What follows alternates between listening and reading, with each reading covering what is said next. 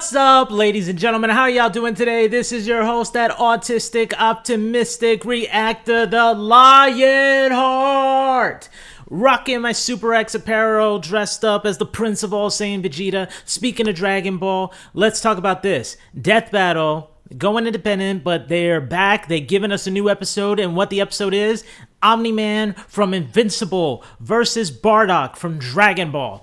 And because I don't own anything of Invincible, let alone Omni-Man or anything to work as a cosplay, I go with the closest thing to a Saiyan, and that is looking like the Prince of All Saiyans Vegeta, but wearing that Saiyan pride. But just because I'm wearing it does not mean I'm going to be like my usual self, where I usually put favoritism towards Dragon Ball characters in Death Battle.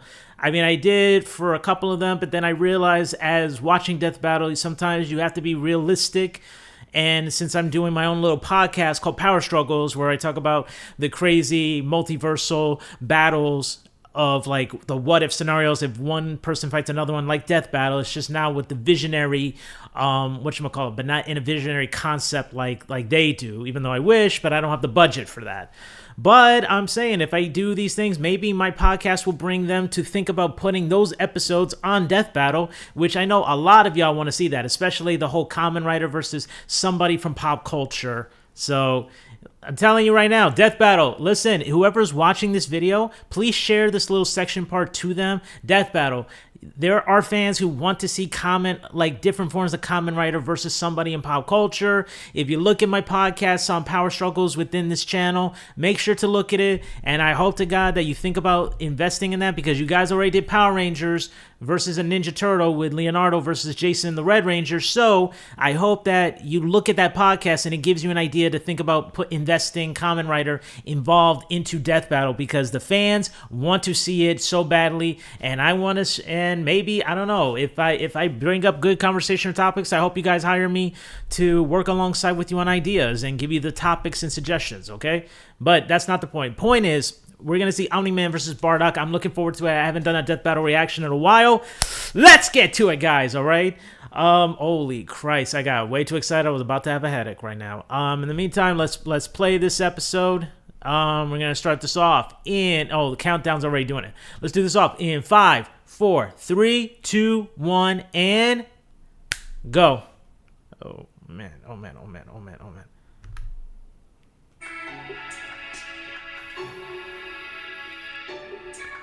Damn. 1 minute. 1 minute. I'm kind of curious what kind of battle we're going to get with the... Omni-Man versus, whatchamacallit, Bardock. If it's going to be pixelated, is it going to be 3D animated? Like, I really want to know. If it's 3D animated, I'm going to be freaking excited. Because we got pixelated for Thor versus Vegeta. Though good, but I kind of wish it was 3D, like Broly versus Hulk, Superman versus Goku. You know who could easily make great-ass 3D work? Devil Artemis. He can make great-ass 3D work. Here we go. 15. 10, 9, 8, 7, 6, 5, 4, 3, 2, 1. Yes, let's go. This battle is sponsored by Manscaped. Oh shit, we are getting a 3D battle. Oh shit. Omni-Man versus Bardock, the ostracized Viltrumite and the doomed Saiyan. He's whizzing and Boomstick. and it's our job to analyze Their weapons, armor, and skills to find out who'd win on Death Battle. Oh, I am excited, bitch. Let's go. Earth's once greatest hero, alongside the Guardians of the Globe. What's going on? What the hell's going on? What the hell's going on? Oh, come on, man. We having loading issue. He protected the world from all manner of threats. And then, in a single day, it all went horribly wrong. Why, Omni-Man? How, Omni-Man? Who, Omni-Man? Who indeed? Champion of Earth. Yeah, that first episode really threw me off. Simmons, yet it was all a charade. With his murderous rampage only brought to a halt. Yo, J.K. Simmons was the best character to play Omni-Man. With his home planet, Viltrum, which I hear is a totally lovely utopia. Oh, come on, man. Are you kidding me? Are we... Brutal mortal combat with a K. Or wait, no, that came later. Viltrumites are among the most powerful beings in the universe. Even more so Yeah, after they 6'2". purge the weaker members of their species. As a vanguard of the Viltrumite He likes Empire, bugs? Omni-Man Oh, the infiltrated Earth season as 2. Nolan Grayson, expected to prepare the planet for imperial assimilation. Which should have been easy, since he's got your classic strongman superpowers, and he's basically invulnerable, easily knocking around asteroids the size of Texas. He can fly at unbelievable speeds, soaring from Earth to the planet Thraxa in under 1 week. Thraxa is, quote, a couple galaxies away, give or take, so a minimum of 2 galaxies. Beyond the Milky Way's neighbor Andromeda is the lesser-known Triangulum Galaxy, which is over 2.7 million light-years away. Reaching it in under 1 week means Omni-Man must have flown over 142 million times faster than light. Jesus Christ. He can't breathe in space, so he held his breath the whole way. And it's not like he was in a rush. He was on a soul-searching trip, contemplating the significance of smashing his own son's face in. Yeah. Nolan, think. Yeah, Think. I'm never having kids. You're missing out. But according to another Viltrumite, Thetis, a bunch of other Viltrumites who actually were in a hurry flew to Viltrum across the Virgo supercluster in less than 24 hours. That's over 20 billion times. Whoa. They need to rush anyway. The older a Viltrumite gets, the slower they age. According to the Invincible handbook, Nolan is over 2,000 years old. And regardless of age, Viltrumites don't suffer muscle fatigue like humans do, so they rarely ever tire out. Seriously? That's crazy. Easy mode on, and he couldn't even handle that. I would have killed for that back when my daughter was born. Well, you would have to be a Viltrumite first. A Viltrumite's body contains smart atoms, which they subconsciously manipulate. This cellular Smart structure atoms, effectively okay. recalls certain states of being regardless of their present environment, reacting to changes at an atomic level to perform the impossible. Oh, shit. Getting ripped out, or even more scary, ripping out your whole beard all at once. Ugh, only a Viltrumite could pull off something that disturbing. Nolan is incredibly tough, but if he faces superior forces, his smart atoms can adjust to make him even stronger by comparison. This is why Viltrumites are considered invincible. Oh, hilarious. The universe can't even scratch a Viltrumite like him. Even a ship's cannon like this one can't take down a Viltrumite, and it obliterated a massive solar disk nearly half the size of a star. Wow. Planets he's strong Gee. enough to shatter one by flying straight through it. A planet so big it has a whole ring around it. The Roche limit factor dictates the size a celestial body must be in order to disperse orbiting material as a ring.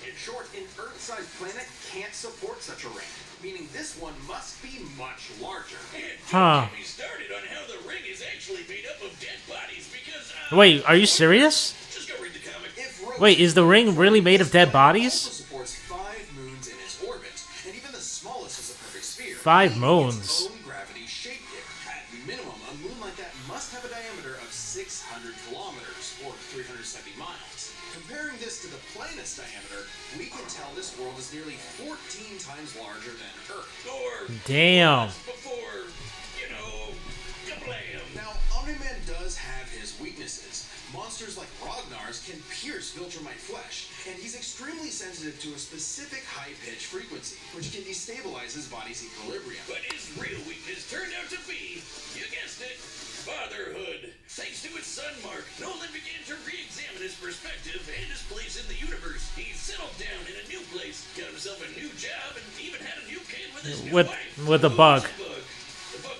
lady, he banged a bug. Why?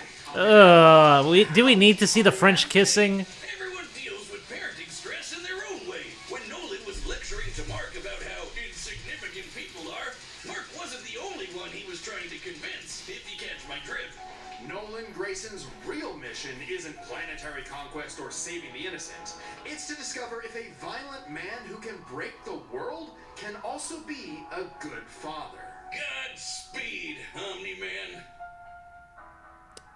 Oh, okay. And we're moving on. In the far reaches Bardock! of the laid a world with a people like no other, born and raised to do just one thing: fight.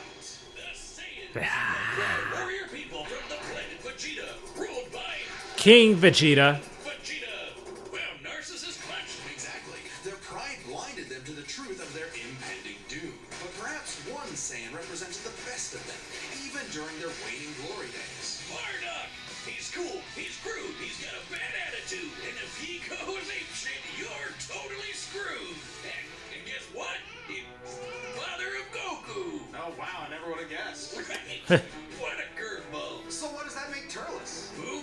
Yep. Bardock was a cold-blooded That's a good question. ruthlessly conquering planets in service to the Saiyan's true overseer, Lord Frieza. They didn't just conquer planets. That racist They prick. every living thing, leaving Frieza uninhabited rocks to sail away. Bardock was an asshole. Well, until he wasn't. Bardock's story has evolved over the years, with multiple iterations to draw from. Including one where he's a brilliant scientist. But only one is considered officially canon. Bardock's demeanor began to shift when he met and eventually married fellow warrior Gine, and had two sons, Raditz. And Goku. Oh, Kakarot. Didn't go totally soft. He was still a ruthless warrior. Oh, come on, man. Enough with the damn pausing. Iconic red headband of his, it's stained with the blood of his fallen friends. Hardcore. Bardock could fly, move faster than light, and was naturally adept in using his ki as an explosive weapon.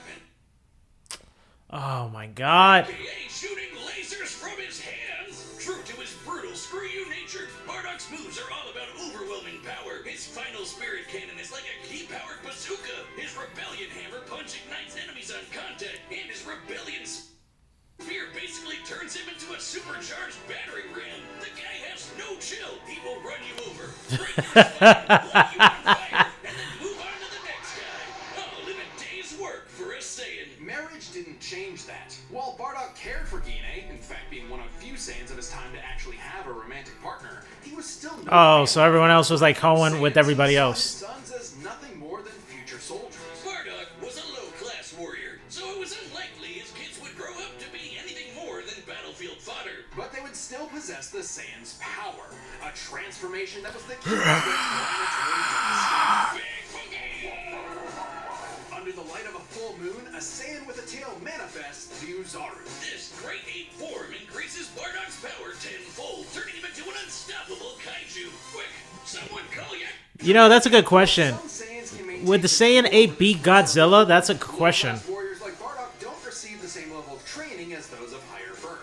Prince Vegeta's control is so precise he can speak while changed, but Bardock cannot. Hell, it's questionable if he even remembers everything that happens when he goes full tilt gorilla. The Saiyan strategy is pretty much just Oh. Monkey smash. Despite being low class, Bardock's power level nearly matched that of King Vegeta, who could destroy multiple planets at once. At about this time, King Vegeta's power level was around 10,000. Wait, you're telling me that King Vegeta's power level was only 10,000? On what the number really means. Outside of his fight with Gas, Bardock doesn't really show any high-end feats in canon, but we can use power levels to compare him to other characters with similar levels to better understand his potential. Like when his son fought Prince Vegeta. What's the scouter say about his power level?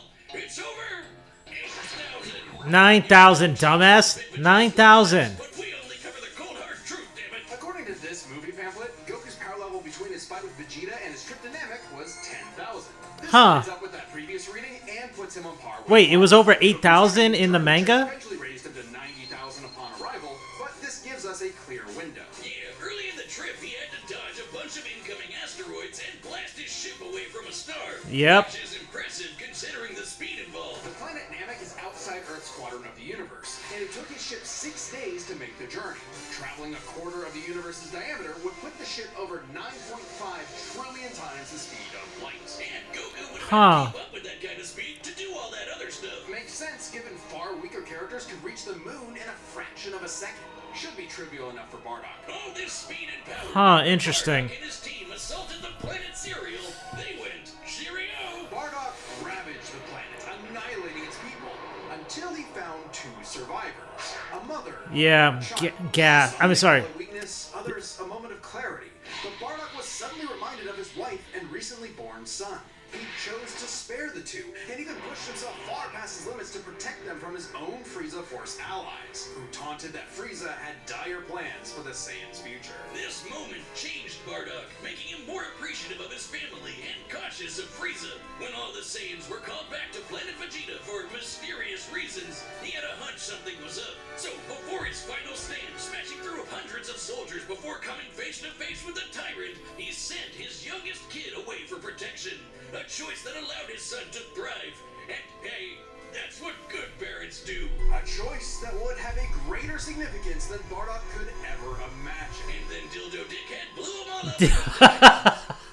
Dildo Dickhead. That was funny as hell. Killed so freaking hard he got blasted back in time. Actually, he was pulled away by these two who miscalculated and misplaced him incorrectly in the time stream. Blah, blah, blah. Yeah, I remember this part in the game. He survived. And when he realized what happened, he got so unbelievably I believe he fought an ancestor of Frieza. What? Alright, this is very much an alternate universe what-if scenario, and it is jarring. But think about it. The Super Saiyan form is not achieved through training alone. It requires dedication, introspection, victory, failure, love, and loss. He's thinking too complex when rage is a factor for Super Saiyans. Super Saiyan, a Saiyan with power that could rival his own.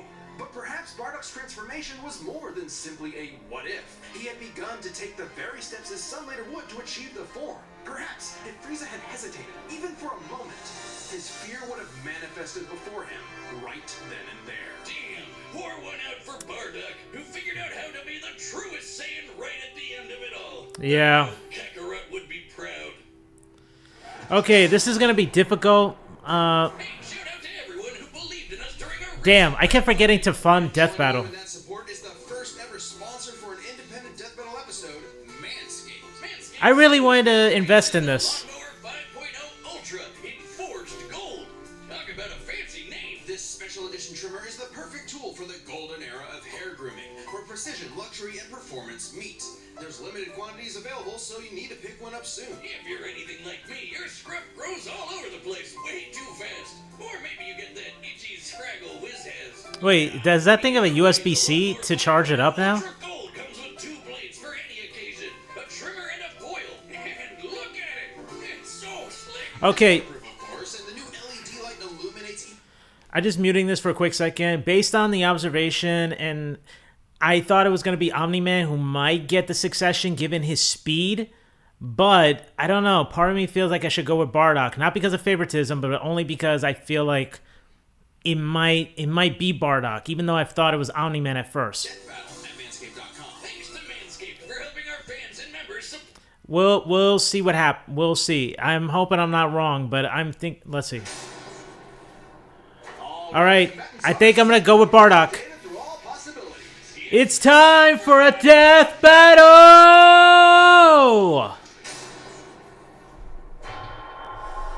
Oh shit, guys. Oh shit. If I know, I think Devil Artemis did the animation for this too.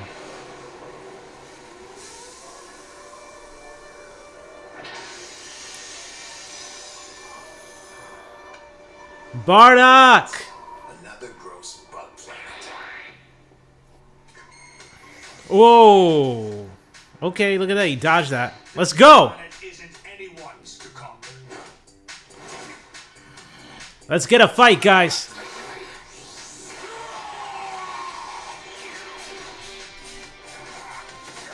Bardock would be a better competitor than freaking Homelander was. Just like my son, sticking his nose in places he's not ready. My son would kick his ass. That's a good, interesting thing to watch.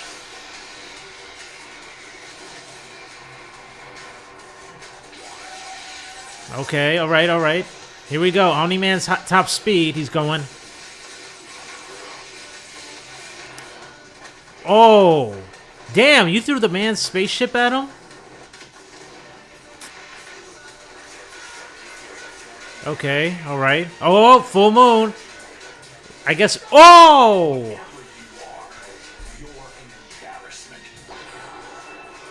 Here we go. We're going to a great ape. You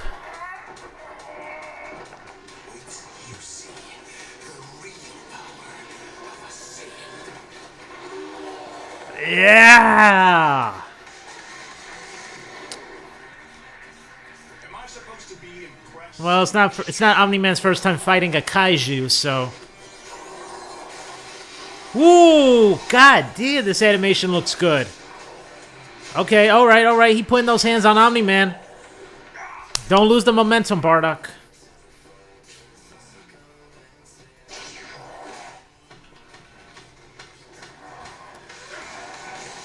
Oh, shit. Oh, he's using his tail. Oh, crap. Oh, damn. He's gonna revert back to Bardock since he lost the tail.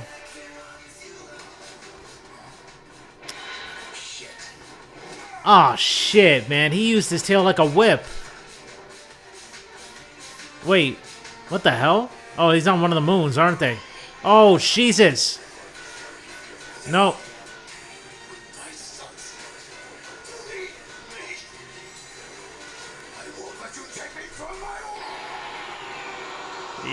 All right. Okay. Yes. Yes. Yes.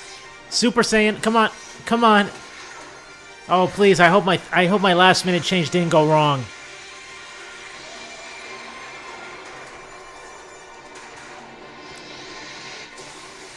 Okay. All right. Oh. Fuck. Damn it.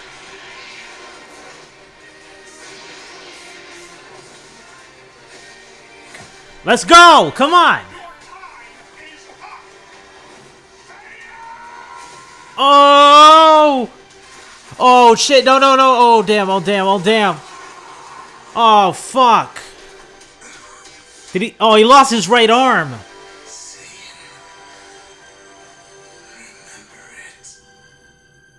Ah, fuck. I knew I should have gone with my first choice. I knew Omni-Man was going to get this. But I still went with Bardock. I knew it was going to be Omni-Man, but I still said Bardock.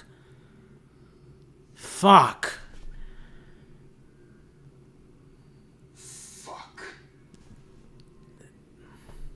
Yo, I fucking knew it was gonna be Omni-Man, but God damn it, I made the wrong choice. Fascinating. Among the many similarities, 5 specific categories stand out. Starting with speed. Yeah, He's much faster, given his power level match Wait. Goku dodging asteroids at 9.5 trillion times light speed. Much higher than the Viltrumite's fastest speed. Add on the 50 times multiplier. I actually thought Omni-Man had the advantage in speed. Right, Bardock clearly has the speed advantage, but strength and durability are another story. Though it doesn't seem like it at first, Bardock scales to King Veggie, who wrecked 3 planets at once, and Omni-Man only smashed 1. But given how big that one planet was, the numbers are actually pretty similar. Yeah, it is. Super Saiyan boost, right? Well, there's a catch. A major plot point in Invincible involves the coalition of planets admitting that their weapons cannot hurt Viltrumites. So, when their ship's cannon obliterated this gigantic solar disk, it highlighted just how tough the Viltrumites Why is it bending like it's an Omega, like an Omega beam? Heat between a planet and its star. And this is no ordinary planet. Its size and density are so high that its inhabitants are as strong as Viltrumites just due to living in its natural gravity. To fully Wow. orbit such a planet and remain in consistent orbit, the disk would need to be positioned at its L1 point, the spot that creates an uninterrupted view between sun and satellite. And the disk itself must be about half the diameter of the star in question. This means the scaling of the disk puts it at 3 septillion tons. Septillion. 24 zeros! Which makes Omni-Man over 11,000 times stronger than base Bardock. Not even Wow. Super Saiyan forms could make up that difference. So I swear, I knew that was gonna be the case, but for some reason, part of me just felt like maybe Bardock probably would have won. Advantage that could win outright. Omni-Man survives in space for much longer, but Bardock barely squeaks out the edge here thanks to his range versatility with key attacks and, of course, Super Saiyan. Okay, let's address the Super Saiyan Bardock thing. It's perfectly fair to question whether or not the form should be in this comparison at all. Yeah. Even with the form included, If Super Saiyan wasn't counted in this, then I would have said Omni-Man right off the back. 2 categories, experience and stamina. Yep, Omni-Man's been around a lot longer than Bardock. 2,000 years, yeah. Years, and even with Super Saiyan, Bardock's no master of the form. And without that mastery, the form drains. That's why it should have been Goku versus Omni-Man, but not Bardock. What may be Omni-Man's most surprising advantage? Those weird smart atoms. Saiyans like Bardock can fight for days on end, but only for so long. But they can get stronger every time they're weak. Like when they recover, they get better. Faster when using super forms like the Great Ape. In contrast, Omni-Man's biology prevents him from tiring in most cases. Ooh, letting him travel okay. across whole galaxies for weeks non-stop. And his smart atoms adjust to counter whatever physical strain he's subjected to. Bardock's crazy speed and power. Ah, shit. Real challenge. But Nolan's strength, experience, and sheer endurance presented an unstoppable and unshakable force that would inevitably land the killing blow. When push came to shove, Omni-Man raised the bar. Duck. The winner is Omni-Man. Not surprised. Next time, we got... Who we got? Whoa! Whoa! Get the hell out of here. Joker versus Giorno? Persona versus JoJo's Bizarre Adventure is gonna be lit! Oh, let's get back to the menu. Alright guys, so I just finished watching the Return of Death Battle. Thank God for that. And now I'm even more forward to more Death Battle reactions coming to this channel. Oh man, I really should have stuck with my first answer, because after watching the comparison, and I even said it, you heard me say this, that I thought that Omni-Man is going to get this, but then I thought maybe Bardock might have a chance, but I did say I might regret making that decision, because I felt that, I did feel that, that Omni-Man was going to win it. But I wanted to see it, and it's not because of the whole Dragon Ball fandom that I did that. You know, I was trying to think statistically based on everything that I'm seeing, observational. I mean, hell, they were talking about speed and being faster. I'm like, I didn't see that. I thought that Omni-Man had more speed than that. But, like I said, that was my fault for making that call, but I completely get it. Personally, I think it should have been Goku versus Omni-Man. That's what I think. And if they did Invincible versus Dragon Ball character, I would think maybe Gohan versus Invincible, even though I kind of feel like Gohan would win that fight. But it's always good to keep it open-minded and not just assume that somebody that you think is like the most OP is not OP, because I've been proven wrong already before. The only one who hasn't been a Dragon Ball character who has not lost, as far as I know, has been Broly. Broly won against the Hulk, so if Broly could win against the Hulk, then yeah, like I said, always possibility, always thinking, but you gotta take everything, look at everything, the analytics, and just really say, hey, this is what it is, this is the case, gotta accept it. You know, the evidence is right there, they're not gonna make shit up. And just like what I do on my podcast on Power Struggles, which you need to check out, Power Struggles, on this channel, that whatever information I put in is literal facts, and I'm not playing favoritism. There's no bias on anybody. Everything I say is to help clear out any formalities from a fandom. So, but this was good, and I could tell automatically that the animation was done by Devil Artemis, who has done multiple skits of Perfect Cell versus this. And the Omni-Man is literally the animation form that Devil Artemis makes, which you need to check out his channel, and please subscribe to him. I'm glad that he finally made 1 million subscribers, but it took a while. But he is very good at his animation and the skits, and it's just funny seeing Perfect Cell and Kermit do so many crazy ass stuff.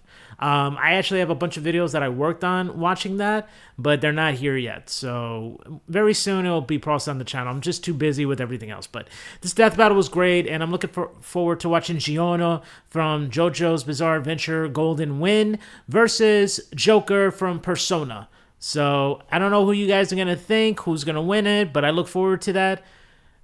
In the meantime, guys, if you like this video, please hit that subscribe button, hit that bell for the notification. Other than that, I got to bid you all adieu and simply just say goodbye and good night. Bang.